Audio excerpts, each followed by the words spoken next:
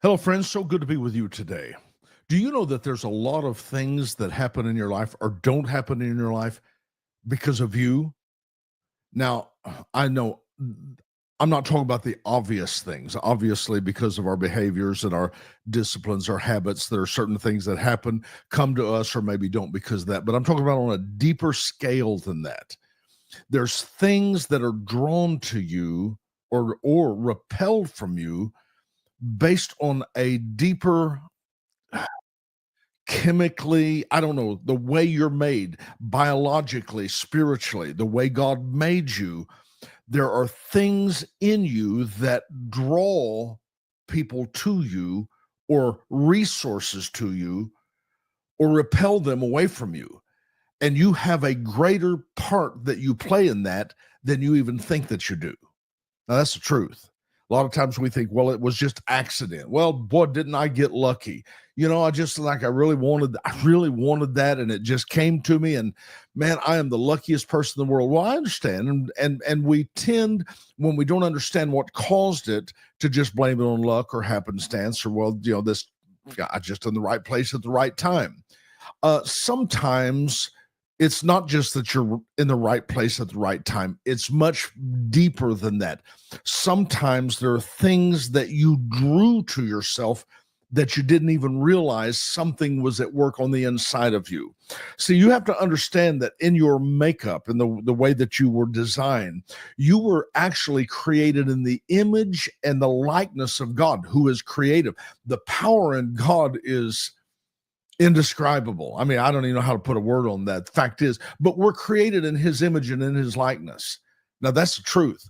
Things happen in us many times that works beyond our understanding, but things happen around us because of us that we can't understand. And like I said, so many times we'll just pass it off to chance. I'm just really lucky that happened. But see, you have to understand that the breath of life was given to you. And even in the fallen state that man finds themselves in, there are things that happen because of them. There are things that happen in your life because of you. Something on the inside that you don't even know how to identify that is at work. And your desire draws it to you. Your focus, it draws it to you. And actually, maybe I could just give it a very practical observation. What you focus on changes things, even without you touching it. When I focus on something, I set my attention, I set my desire, my focus on something, it things begin to change. Even without me touching it, it begins to change. And the reason is because your soulish man, the way that you're created, your mind, your will, your emotions are much deeper than you realize. It emits life. Okay? Life literally is emitted from you, and what you give your attention to lives. If I set my focus and my heart on something, it will not only live, it will begin to grow, it will begin to flourish. Okay? What you turn your attention away from begins to wither. We used to say it like this: is the way to kill a vision is with another vision. In other words, your vision that literally has been doing incredible things, when you get distracted and start looking over at something else, all of a sudden that original vision, it begins to wither. It begins. I've seen that happen in churches and businesses. I remember one church back in the mid 80s, pastor of a very large church, powerful, dear God, it was moving and shaking. And he got an offer to come and be the dean of a very large university here in the United States. And they said, you can fly out on Monday and fly back on Friday, and that way you can be in your pulpit on Sunday. But the fact is his focus turned away from the church that he was building, that he was growing. It turned away from it. And when it turned away from it, when he turned his focus away from it, it began to wither. Now, it didn't just fall over like a corpse, but it just began to dry up. It began to wither. And it wasn't but about a year, 2 years until that church went down and it was sold to another group. And I've seen businesses do the same thing where the owners would get burned out and all of a sudden they became unhooked from it and something was missing. There was no life. There was no life force that was there. See, you have a life force in you. It's the most natural thing. We don't talk about it very often, and people think, well, you're just talking weird. But it is the truth. There's a life force in you that produces with something, and what it goes toward is what you're focused on. See, when you talk about focus, I'm not just talking about your eyes being focused, but when you're focused on something, your soul becomes your mind, your will, you're willing something. There's a and I'm not, again, please forgive me, I'm not talking about being weird, but there is a life force in you that when you will something, it sets something in motion.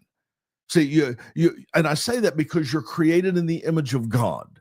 I was listening to a scientist begin to describe a scientific perspective. They had an experiment back in the early 1900s, and they called it the double slit experiment. So I want to tell you this. I'm just going to say, be patient with me as I go through this because I've not studied on this. I was just listening to what they said. I've done some research on it, and it's quite interesting. But they conducted what was a double slit experiment. That was a wall that had two slits in it where protons would go through these slits and hit the wall behind it. And so on the smallest possible scale that we've ever discovered, the quantum universe, the mere act of observation changed reality. And they watched these protons change their direction based on observation. Now, so they said the same thing happened with electrons. Observation affected the outcome. Very, very interesting. And what this means is that all the matter that we're made up of is also behaving as waves in that exact same way until it's necessary for the location to be determined. And here's what they said. They said, we can change the pattern on the wall simply by not watching which slit the protons go through. And I know that sounds crazy, but they said in every trial that they ever conducted that the outcome depended on whether or not the experiment was observed. All right. You say, well, that doesn't apply to me. Well, it does. And let me show you how it applies to you. There's something powerful in our focused observation. What you focus on empowers that thing to live. I don't care what it is. What you focus on empowers that thing to live. You want to empower something? Here's what you do. And you know all of these terms. Set your heart on it. Set your intention. Set your focus. Get energetic. Get passionate about it. And you know what? When you begin to embrace those things, all creation will respond to you. I mean, it just has to. People will be drawn to you. Resources will be drawn to you. Strength and ability will be drawn to you. I mean, it's an incredible thing. When you set your focus on something and you begin to observe it, you're actually feeding it with something from the inside of you that makes it live. And it is the truth. I've seen times when we set our hearts to build something. We would just pray about it. It was a matter of focus, of prayer, of intention. We would set our hearts on it, and it was the weirdest thing. People would be drawn. People would come to us and say, we just really feel like we want to give you some money. We want to support this building project you're doing, or whatever the case is. But see, there's scriptures that talk about things like that. Mark 11, you know these scriptures. Whatsoever things you desire when you pray, believe that you receive them and you shall have them. See, that's where you're talking. When you're talking about believing, you're talking about focus. I've set my heart on that thing, and I'm focused with that. This is something. And when that happens, it sets it in motion. But then you can take on the other end of it. What did James say? James made this statement. He said, a double-minded man won't receive anything from the Lord. He's a man of, the Amplified said, he's a man of two minds. He's uncertain about everything he thinks, feels, decides. He's not focused, and as a result, things don't come to him. They're not drawn to him. See, God made you this way. God did not make you just as some little old puppet that sits out here that has no power, no strength, no authority, no ability to make things happen. You're created in God's image, in his likeness. That means that you look like him, you're like him in every aspect. And so the creative part of him resides on the inside of you. His word is creative, your word is creative. But it's not just in what I say, because I do say this. I've had this kind of little thing that I've used for a long time. First, you hear it. I'm going to hear what God said. Then I'm going to see it. See, a lot of people, they can hear it, but they don't see it. Then I'm going to see it. Then I'm going to say it, and then I'm going to walk toward it, or I'm going to have corresponding actions in the same mind. So you have to understand that when it's not just what you say, but it's what you see.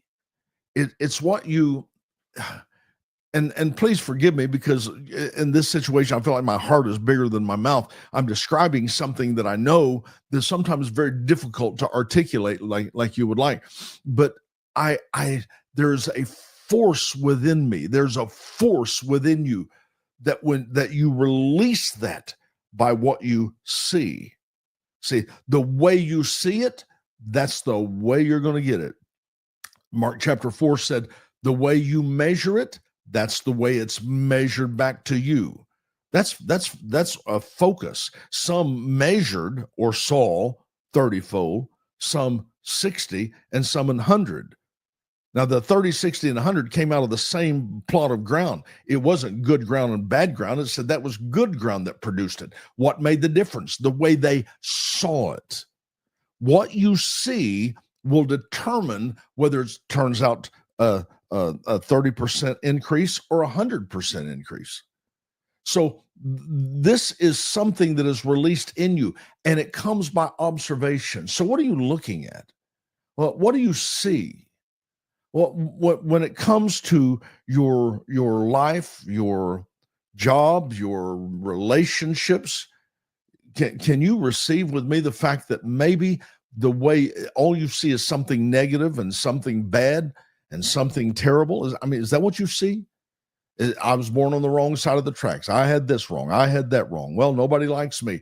It becomes you measure that.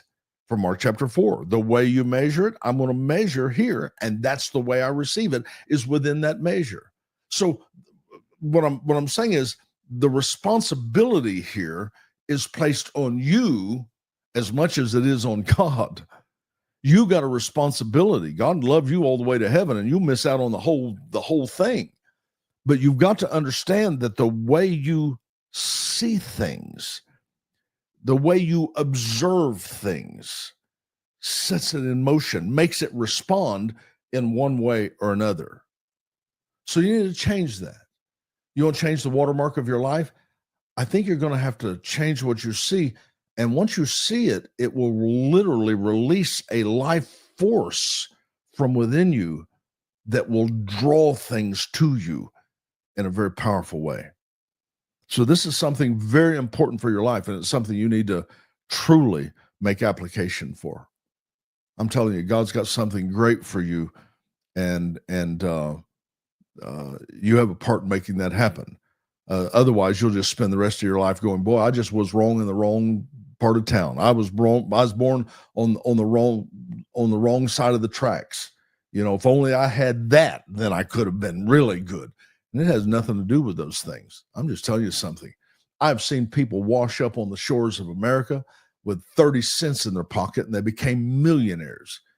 You talk to them, you're going to see their intention, their attitude, what they saw, what they believed. Something came out of them that produced life for them.